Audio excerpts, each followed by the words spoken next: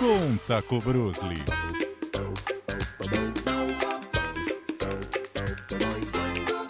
Boa, Sadebeg, gostei desse claque aí. Isso. Olha, a gente pode repetir a dose, como a gente fez outra vez, e começar com uma dica de um ouvinte também que mandou pra gente. Foi o Eduardo. O Eduardo. Ele deixou essa história que é muito boa. Ele estava em Mato Grosso do Sul, num posto de beira de estrada, um lugar deserto, né? Bem distante.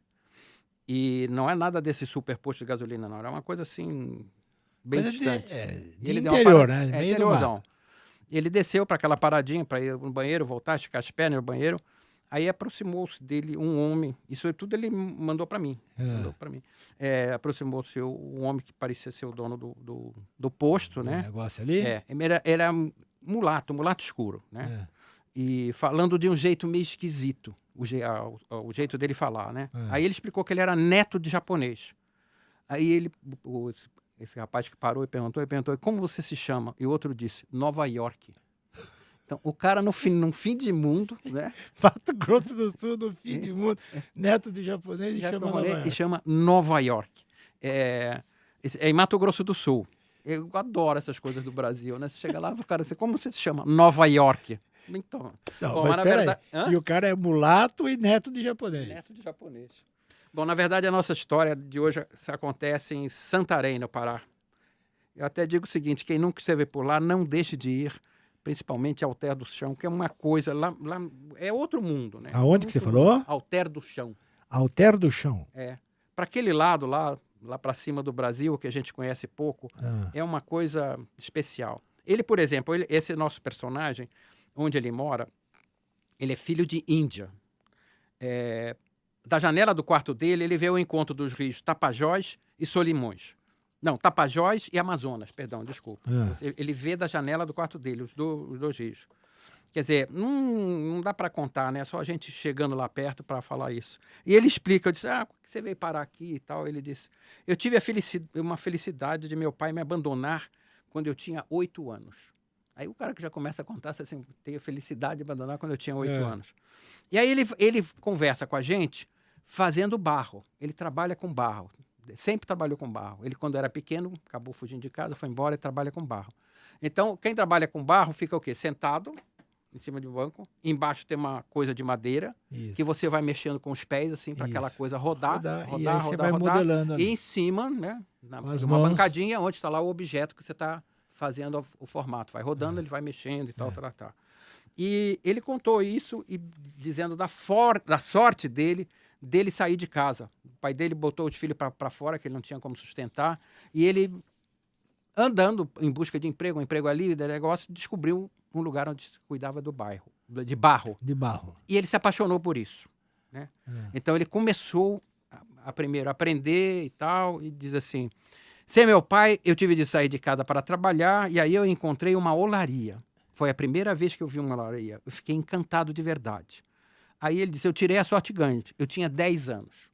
Então, a partir de 10 anos, ele dedicou a vida dele a fazer coisas de barro. Tá? E foi nesse momento que ele descobriu as meninas. 10 aninhos. 10 aninhos. Precoce, né? Mas o problema é o seguinte, ele abre um sorriso. Quando ele vai falar essa história, ele abre um sorriso. Porque todo mundo, ninguém lá tem emprego. Né? E para trabalhar no barro, as mulheres são muito superiores aos homens, porque elas têm paciência.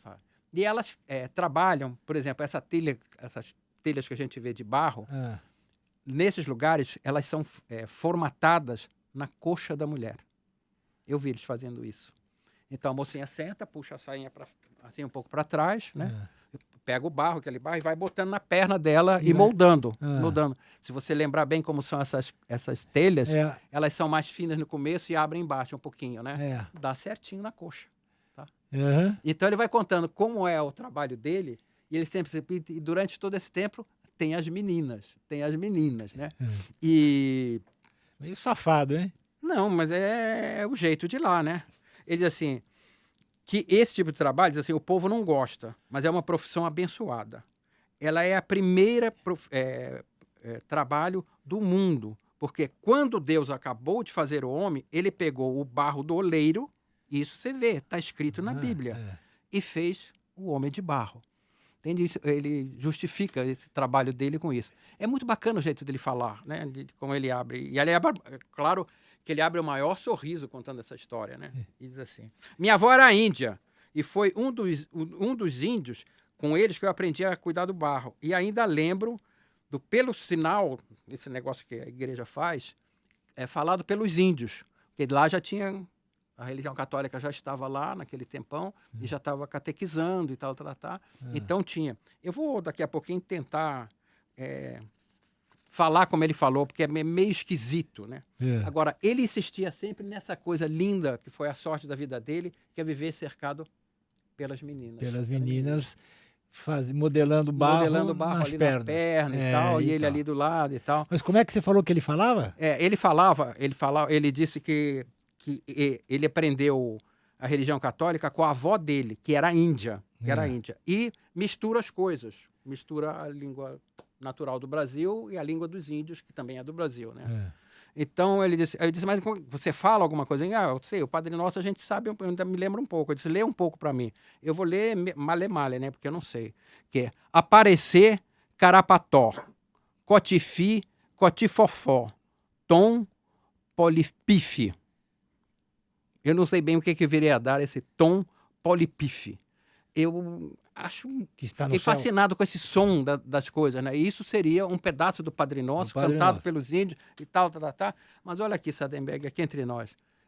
A grande coisa da vida dele foi encontrar as meninas. O pai mandou ele embora, mas ele está lá feliz. Ele fica falando que ele gostou do barro, ele gostou das meninas. Das meninas. Mas até que é legal, né? Ficar sentado, as mocinhas todas fazendo barro na perna, é uma boa. Maurício, com o Bruce Lee, até a sexta-feira. Até sexta.